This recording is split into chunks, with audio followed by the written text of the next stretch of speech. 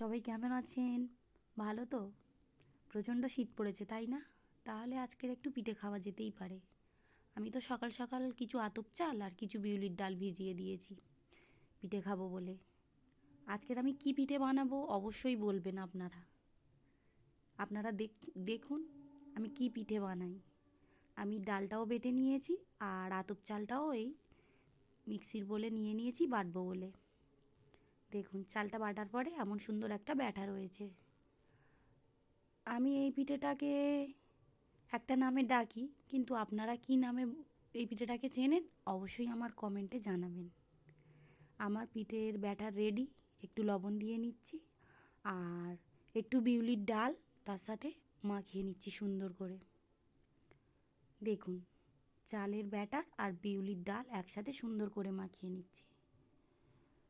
এই ব্যাটারটা বেশি ঘনও করা যাবে না, আবার বেশি পাতলাও করা যাবে না।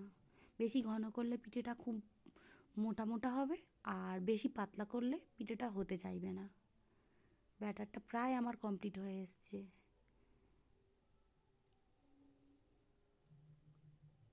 আর এই ব্যাটারে একটু বিউলির ডালের পরিমাণটা বেশি থাকলে না খেতেও খুব সুন্দর লাগে এই পিঠেটা।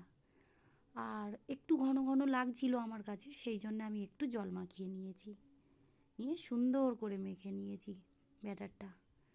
আর এটা কি বলুন তো, কে বলতে পারবেন এটা কি? আজকের এটার সাহায্যে কড়াইতে তেল দেব, দিয়ে পিঠেটা বানাবো। কে কে এই পিঠেটার নাম জানেন অবশ্যই বলবেন। অনেকেই জানেন কিন্তু এই পিঠেটার নাম। আমিও পিঠে করার জন্যে পুরো রেডি। আর আপনারা যদি কেউ পিঠে খেতে চান চলে আসবেন আমাদের বাড়ি, এই পিঠেটা করে খাওয়াবো। দেখুন কত সুন্দরভাবে হচ্ছে পিঠেগুলো। পিঠেগুলো খুব পাতলা পাতলা আর খুব সুন্দর হয়েছিল।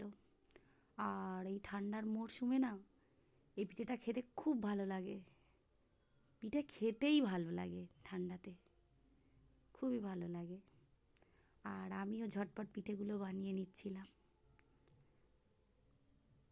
কেন বলুন তো? আমার পিঠে খেতে খুব ভালো লাগে। দেখুন পিঠেটা কেমনভাবে তৈরি করছিলাম। এ পিঠেটা অনেকেই চাল গুঁড়ো করে নিয়ে পিঠেটা করে, কিন্তু আমি চালটা গুঁড়ো করি না। আমি চাল আর ডাল একসাথে বেটে নিই, নিয়ে ব্যাটার তৈরি করে নিই পুরো, নিয়ে আমি পিঠেটা করি। আপনারা যারা চাল গুঁড়ো করে নিয়ে করেন এমনভাবে করে দেখবেন, সত্যিই খুব ভালো লাগবে। আর খুব নরম পিঠেটা। দেখুন আমি পিঠে করতে করতেই খাওয়া শুরু করে দিয়েছি। আর আমার মিষ্টি ছিল না বলে আমি একটু তরকারি দিয়েই পিঠেটা খেয়েছি। এটা মিষ্টি দিয়েও খেতে ভালো লাগে আর তরকারি দিয়েও খেতে খুব ভালো লাগে। টাটা, সবাই ভালো থাকবেন।